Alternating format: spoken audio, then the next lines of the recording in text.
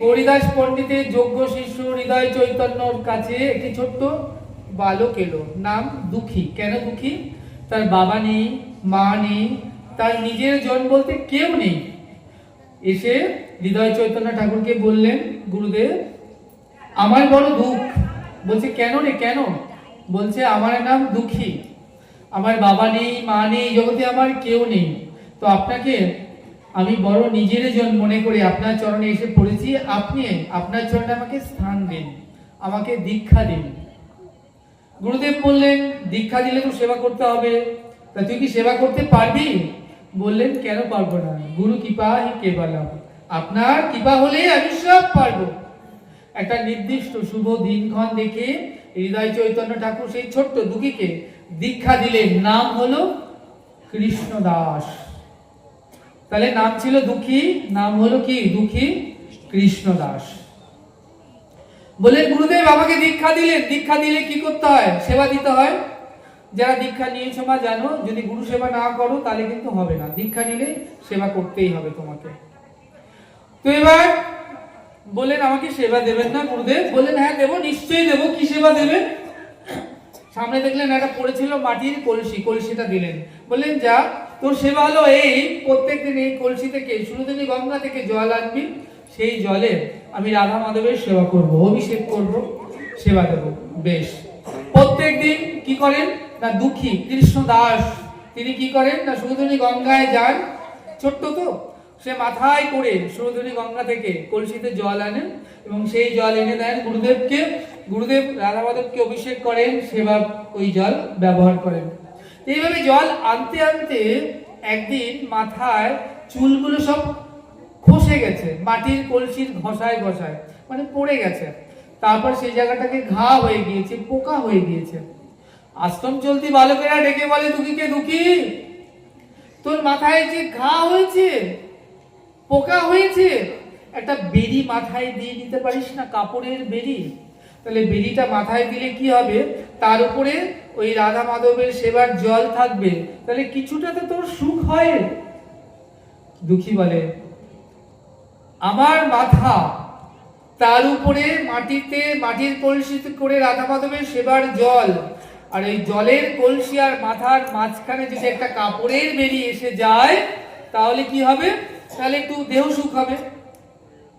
তাহলে দেহ সুখ থাকলে, আত্মসুখ থাকলে দেহটা কি গৌর গোবিন্দ সেবায় লাগবে? লাগবে না তো। একটা পোকা যে দেহকে, মাথায় তো পোকা হয়ে গিয়েছে, তা বলছে এই যে পোকাগুলো হাতে নেয় দুঃখী, নিয়ে বলছে, ওরে পোকা তোরা যেন আমায় ছেড়ে কখনো যাস না। কেন না, দেখ আমার তো কৃষ্ণ নাম বলাই হয় না, হা কৃষ্ণ বলে কাঁদাই হয় না, আমি তো কৃষ্ণ কৃষ্ণ বলে কাঁদতেই পারি না, এত পাষাণে হৃদয় আমার। শুনেছি কৃষ্ণ নামে শিলা বিগলিত হয়ে যায়, তাহলে আমার হৃদয় শিলা থেকেও কঠিন, তাই তো অনন্ত কৃষ্ণ নাম শুনে আমার চোখে অশ্রু বহে না। তাই ওরে পোকা তোরা যেন আমাকে ছেড়ে যাস না, তোরা এসেছিস কৃষ্ণের ইচ্ছায় আমার মাথায়, তোরা যখন আমার মাথায় দংশন করিস, আমাকে কামড়াস, আমি সেই কামড়ানের দংশন সহ্য করতে না পেরে হা কৃষ্ণ বলে কেঁদে উঠি, হৃদয় গৌর হরি হরি বল, হৃদয় গৌর হরি বল, হৃদয় গৌর হরি বল। তোকে বলছে, রে পোকা তোরা যখন দংশন করিস, সেই যন্ত্রণা আমি সহ্য করতে না পেরে কৃষ্ণ কৃষ্ণ বলে ক্রন্দন করে উঠি, তাহলে এই যে আমি কৃষ্ণ বলে কাঁদছি, এর পেছনেও তোদের অবদান রয়েছে, তাই তোরা যেন আমাকে ছেড়ে চলে যাস না। তো এমন ভাবে চলছে সেবা। একদিন কি করেছে দুঃখী, ওই মাথায় করে সুরধনী গঙ্গা থেকে পবিত্র জল এনে যখন দাওয়ায় রেখেছে, এবং গুরুদেব যখন ওই দাওয়ায় গঙ্গা জলটা নিয়ে যাবে মন্দিরে সেবায়, এমন সময় তাকিয়েছে দুঃখীর মাথার দিকে, দেখছে কি দুঃখী, তোর মাথা তো বাবা ঘা হয়ে গিয়েছে, পোকা হয়ে গিয়েছে, তুই তো আমাকে কখনো বলিসনি। বললেন, গুরুদেব এই দেহ তো আমার নয়। বললেন, তোর কি যন্ত্রণা কষ্ট কিছু নাই রে? যন্ত্রণা কষ্ট হয় না? দুঃখী বলছে, গুরুদেব এই দেহ তো আমার নয়, এই দেহের যদি সুখ হয় সেটাও আপনার, দেহের যদি যন্ত্রণা কষ্ট হয় সেটাও আপনার। কেন না দীক্ষা কালে শিষ্য করে গুরুচরণে আত্মসমর্পণ, সেই কালে কৃষ্ণ তাকে করে আত্মসম। দেখো আমরা দীক্ষা নিয়ে গুরুপাদ পদ্মে গুরুচরণে, কিন্তু দীক্ষার মানে কজন বুঝি? দীক্ষা মানে কমপ্লিট সারেন্ডার, আত্মসমর্পণ গুরুচরণে। আজ গুরুদেব যদি এসে বলে দে না 2000 টাকা, গুরু সমালোচনা শুরু হয়ে যাবে, বলবে এই দেখো গুরুদেব টাকার লোভে আমাকে শিষ্য করেছে, তাই না? তাহলে আমরা দেখো দীক্ষা মানে কি, মানে তুমি তোমার দেহ মন প্রাণ তোমার বলতে যা কিছু আছে সব কিছু তুমি গুরুচরণে সমর্পণ করে দিলে, তোমার আর কিছু রইল না। কারণ এই দেহটা আমাদের তো নয়, এই দেহটা আমাদের। আমি যদি বলি তুমি কে, হু আর ইউ, তুমি বলবে তোমার নাম বলবে, বলবে আমি এখানকার মোড়ল, আমি এখানকার কারোর হাউস ওয়াইফ, কিংবা আমি কাউন্সিলর, ডক্টর, কিছু না কিছু বলবে। বললে এটা জন্মের পর তুমি উপাধি পেয়েছো জন্মগত হয়ে, কিন্তু আসলে তুমি কে? জীবের স্বরূপ জীব নিত্য কৃষ্ণ দাস। খুব ধ্যান দেবে, জীবের স্বরূপ, আমাদের স্বরূপটা কি? কৃষ্ণ দাস বা দাসী। জীব তাহা ভুলি গেলা, কেন মায়ের সংসারে যে পড়বে সে সব ভুলে যাবে।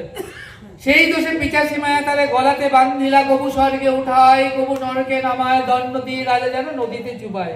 তাহলে আমাদের স্বরূপটাই তো আমরা ভুলে গেছি মায়ের সংসারে এসে। মনে করুন আপনাকে নিয়ে গেল কোনো একটা নার্সিং হোমে, আপনাকে একটা ইঞ্জেকশন দেওয়া হলো, ঘুমের একটা ইঞ্জেকশন। আপনাকে যখন ইঞ্জেকশনটা কাজ করতে শুরু করবে না, ধীরে ধীরে ধীরে ধীরে আপনি সব ভুলে যাবেন। তখন কিন্তু আপনার মনে থাকবে না আপনি কে, আপনার কি নাম, আপনার কি, আপনার শরীর অবশ হয়ে যাবে, শুধু তাকিয়ে থাকবেন আপনি। আপনার ব্যথাও লাগবে না, সে কাটবে, ছিটবে, সেলাই করবে, সব কিছু করবে, আপনি কিছু বুঝতেই পারবেন না, শুধু আপনি তাকিয়ে আছেন, কিচ্ছু আপনার অনুভব হবে না। তাহলে মায়া সংসারে এসে, মহামায়া সংসারে, মহামায়া আমাদের যে ইঞ্জেকশন দিয়েছে না, তাতে আমরা কৃষ্ণকেই ভুলে গেছি।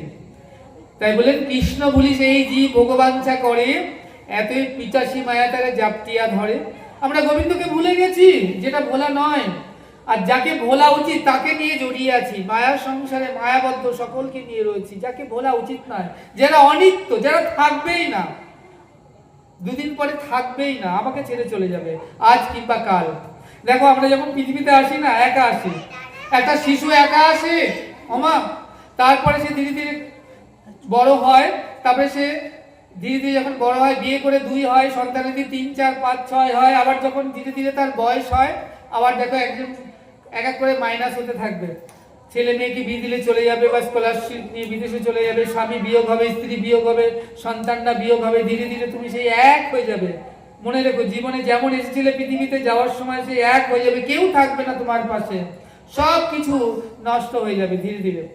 তাহলে আমরা আসি এক, যাব এক, মাঝখানে কিছুটা সময় আমরা কি করি না, এটা কিছুটা সময় আমরা খেলনা বাটি খেলে যাই মায়ার সংসারে। দুঃখী কে বললেন কষ্ট হয় না রে বাবা? বললেন দেহটা তো আমার নয়, এই দেহটা তো কার? এই দেহটা তো গুরুদেব আপনার, দীক্ষাকালে আমি আপনাকে সমর্পণ করে দিয়েছি। আমাদের 3 বার জন্ম হয়। প্রথমবার জন্ম কবে হয়েছিল না, মাতৃজনি থেকে। আমরা যেভাবে ভূমিষ্ঠ হলাম, এই জগতে দেখলাম, সেটাকে বলে নিম্নজনি। প্রথমবার আমাদের জন্ম হলো। দ্বিতীয়বার জন্ম কবে হয়েছিল না, যবে উপনয়ন হয়।